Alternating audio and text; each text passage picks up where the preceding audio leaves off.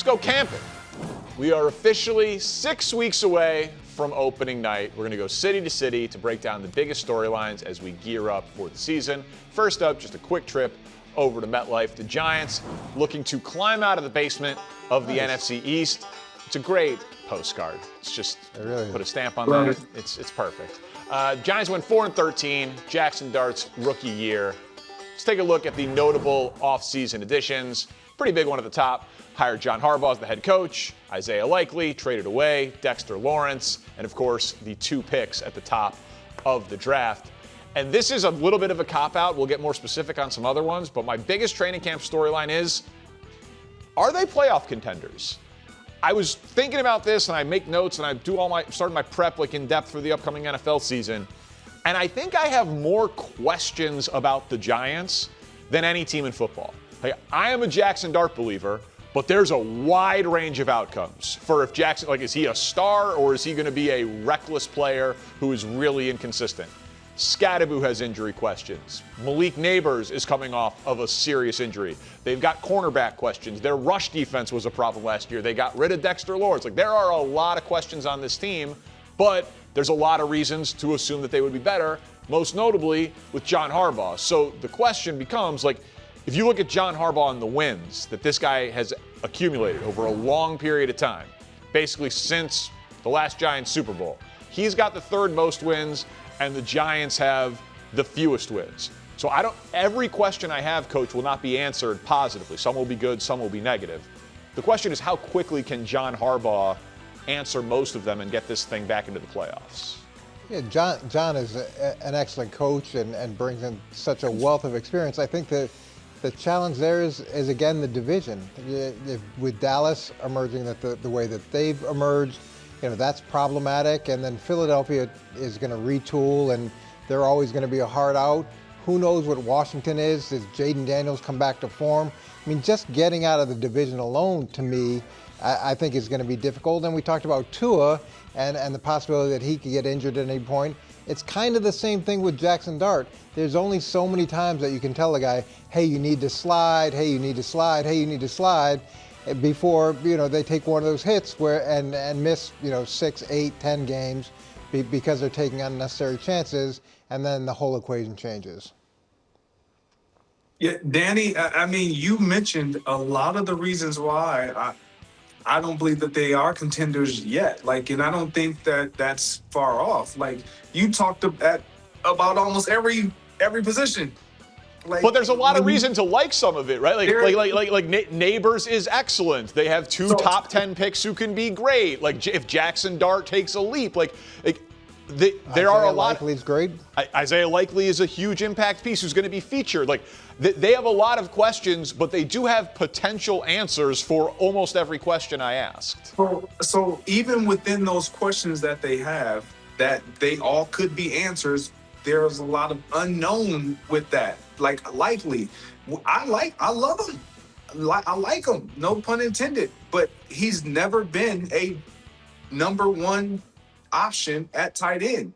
And so we'll see what that looks like. When you talk about Malik Neighbors, a huge addition if he can be back on the field and healthy, and will he be back to form? Obviously, Jackson Dart, 2nd-year guy. Which direction is he going to go? Is he going to stall out? Is he going to take the next step? Is he going to go in reverse because it's another coordinator, another play calling system, another system, all these things, and we haven't even gotten to the defense side of the ball. Again, I'm with you. All things to be excited about because you have the right coach that can get things going in the right direction. But to Coach's point, you're up against a lot in-house, let alone once you start looking outside within your own division. What are you saying? Greg, I want to use the Danny metric. If the quarterback plays at an MVP level next year, I think they'll make the playoffs. Okay. All right. I'm sorry that I think that Caleb Williams, the most talented quarterback maybe in the entire league with Ben Johnson, might possibly be in the MVP conversation. What a ridiculous thought by me. Let's go to Detroit. You were smirking. I knew you had something. The fan favorite to go from worst to first after finishing last season 9-8, but that was last in the NFC North as we take a look at their notable offseason additions. A ton of changes. on the offensive line, which is where I will go. And David Montgomery is no longer there. Jahmyr Gibbs, one of those hold-in candidates, as they're about to pay their star running back. My biggest question here, Greg, is will the Lions be able to protect Jared Goff? If you go back to 2 years ago when they made that deep run and they were arguably the best offense in football, it was fueled by their offensive line. It was a dominant offensive line. And if we show what the offensive line of 2 years ago looks like compared to now, it is 4 new names, and Penei Sewell has changed sides of the line. Now, Penei Sewell is one of the best tackles in the game. I'm not saying that he can't be as good of a left tackle as he is a right tackle. I'm certainly no expert on that sort of thing. But Mahogany is starting on the injured list. You have Miller, their first-round pick. Ratledge, a second-round pick. Like, you have young players, guys at new positions, and guys who are hurt on offense. And obviously, every team has offensive line questions. But for the Lions specifically, when we look at Jared Goff, if he is protected, he produces at a top 5 level. When he is pressured, his drop-off, everyone drops off from no pressure to pressure. His drop-off is more precipitous. He becomes a very pedestrian football player. So to me, Greg, with all of that uncertainty on the offensive line, will they be able to protect Jared Goff is my biggest question. So that's a fair question, especially when you start to add youth and a mixture of guys who haven't played a lot of snaps together up front. But for me, it's not just about protecting Jared Goff. They lead with physicality and running the football. That's who they are. That's what their head coach is all about, Dan Campbell. And so even on top of, or in addition to protecting Jared Goff, if they cannot impose their will physically up front, it's going to be a long season for the Detroit Lions. Well, in fairness to Detroit last year, Jared Goff was only sacked 7 more times last year than he was the year before. And when you talk about some of those additions to the offensive line, when you look at both their tackles, they're number 1 draft picks. So that it's not like they added, a 7th rounder at right tackle. They brought in a 1st rounder who they feel very good about. I'd say the biggest difference is the amount of times they ran the ball. So 2 years ago, they had the 4th most rushing attempts per game. Last year, they dropped all the way down to 21st in rushing attempts. So as we know, part of establishing physicality is allowing those offensive linemen to fire off, to be physical. And when you're 4th in the league versus 21st in the league, you're setting back to pass a lot more. Now, the other thing that came into play last year is they made the change at offensive coordinator during the season, so there wasn't a lot of continuity, and I'm sure that caused some problems too. Hopefully they got it right at offensive coordinator, or they're going to be able to keep this offensive coordinator throughout the course of the year, and you don't have that same flux that you had all last season. I expect them to be an explosive offense, though, even with all of those questions on the offensive line. But is that just because I'm overrating skill guys? Because, Amon-Ra St. Brown, Jameson Williams, Laporta, and Gibbs with a very accurate player in Jared Goff throwing it to him.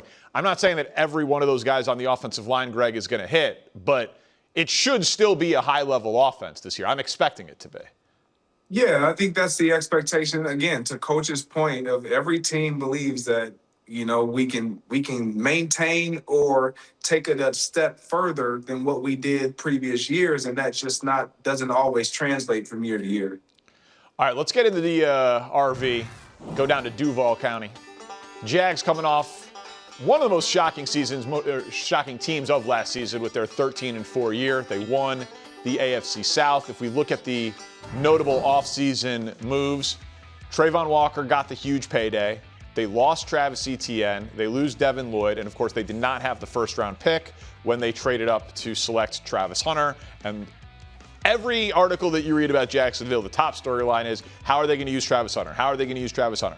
And it is a big one. I'm fascinated by the story as well. But my biggest camp storyline is, did Liam Cohn really fix Trevor Lawrence? Because Trevor Lawrence last year was great. And my issue with Trevor Lawrence had always been he was great between the 20s, but then he would have all of these terrible red zone turnovers and all of these fumbles and just these boneheaded decisions where he wasn't able to capitalize. And how they finished the year in particular, and I know what we were talking about with the Bears, there is no momentum from season to season, but when it is a coach and a quarterback where there is continuity, I do think you can at least have some belief that, like, as Trevor Lawrence got more comfortable in the system, that this type of thing can carry over. 19 touchdowns against 1 turnover to finish the year. The guy was prolific, he was throwing it down the field, and he was not making mistakes, and it was largely without Brian Thomas Jr. really contributing. So I don't know if he's fixed it, but their offense looked amazing with Liam Cohn, and Liam Cohn did great things with Baker Mayfield. So I think there's real reason to believe that they're going to be a great offense again, Coach. Yeah, now when you look at Trevor Lawrence's career, this pattern has happened before. When he came out his first year, he had 12 touchdowns and 17 interceptions. So then they make the coaching change. The next year he has 25 touchdowns and only 8 interceptions. A lot of people said, okay, he's fixed. We're now seeing the real Trevor Lawrence. And then it's been up and down since. So he had the down year 2 years ago, and now he's got the up year this year. My question is not, is he fixed? Are we going to see some consistency, even if he doesn't have the same level that he had last year, not regress back to some of the patterns that he's had in the past? Yeah, so Danny, you mentioned, the way he performed, between the 20s, from 20 to 20 and then 20 going in, different version of Trevor Lawrence in terms of getting rattled, getting sped up, turning the ball over. And it takes me back to a younger version of Josh Allen, really 3-4 years ago, Josh Allen, where he would always be great. And then in the red zone, he'd have that head-scratching turnover.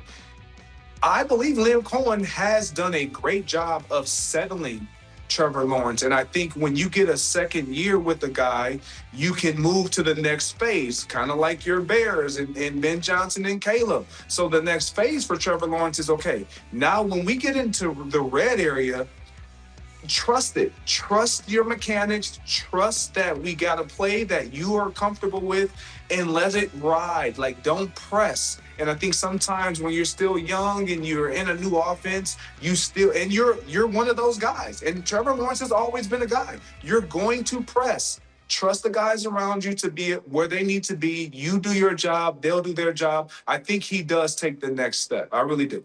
Well, that's going to put them in a good position then in the AFC South. Final stop today, going camping, first things first style. Let's go all the way out to Denver.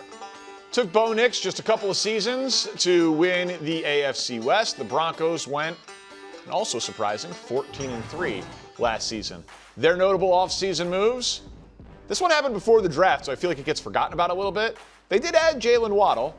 Of course, Franklin Myers, one of the best defensive tackles in the NFL, goes to team up with Jeffrey Simmons down in Tennessee. Sean Payton gets his extension, and J.K. Dobbins is back in the fold. Denver was a fascinating team to watch last year, and my question is, and I don't know if we'll have this totally answered by the end of training camp, of like, were they a one-hit wonder? I know their offensive line is great. I know their coach is great. I know their defense is great, even with losing the defensive tackle. Their secondary is maybe the deepest of any in the entire NFL. Bo Nix has been more productive than Caleb, than Drake May, or than Jaden Daniels. But if you look at how it happened, like when you were actually watching the games last year, they were playing down to their opponents all the time. And tied for an NFL record, 11 wins in one-score games. 8 of those 11 wins happened against non-playoff teams. And historically, that is just not a sustainable method of success. And it wasn't like they were beating great teams in one score. I remember that game against the Raiders. I remember that game against the Giants, the game against the Jets, where it's just like terrible for 3 quarters. Bo Nix would do something crazy in the 4th quarter, and then they would win. So, Greg, I don't know if you look at them as a one-hit wonder because it is a very talented roster, but last year's 14 wins felt a bit like a mirage. Yeah, and I can see why one would take that stance. I don't believe that they're a one-hit wonder because of all the things that you had to say. I know that they have. They do. A great defense. I know that they have a great head coach. Like, if you have all those things, then you're probably a pretty good team. Look, and then you add in a guy like Jalen Waddle. Evan Ingram, I think, is going to be awesome for them. You're starting to provide your quarterback, which an offense that struggled to score points. Like, again, this is a team you're not going to put up a lot of points on this team week in and week out. And you need firepower. You need to be able to produce and be productive and not settle for field goals and get touchdowns. And they believe that they've gotten a couple guys on that offensive side of the ball at the skill positions to where they can take another step forward. And if they can establish that running game that they're hopeful of having, then look, this isn't a one-hit wonder. I don't believe that they'll win 14 games, but I think that we'll still be talking about the Denver Broncos as a impactful team this year. Yeah, if you win 6 games when you're trailing the last 2 minutes, then you could make the argument that it's a mirage, or maybe it's, because that's not high percentage either. I see what you did there. Did you see that? Yeah, I was able to. I'm picking up what you're putting down. But when you win 14 games, it's hard to call a 14-win season a mirage, and that one-score game statistic, it could be looked at extremely positively as opposed to negatively, in the sense that they understood how to win. They understood how to perform in moments under pressure, and they were able to do that. And a lot of that is a testament to coaching and the fact that Sean coaches the whole team, the program's in place, and the defense has been outstanding. And to his credit, he took a guy in Bo Nix that not a lot of people believed in, and he's gotten a lot out of him. This isn't Drew Brees, but he's continuing to make some strides with the young quarterback. So will it be a 14-3 season? It's hard to think that, again, in the challenging division. But will they be in the mix? I would think they'd be in the mix, yeah. Coach, I was looking at this. They return all of their passing yards, all of their rushing yards, all but 21 of their receiving yards, and 59.5 of the 68 sacks that they got last year. Pretty good. That's an astonishing amount of continuity. But again, no one's going to pick them for 14 wins.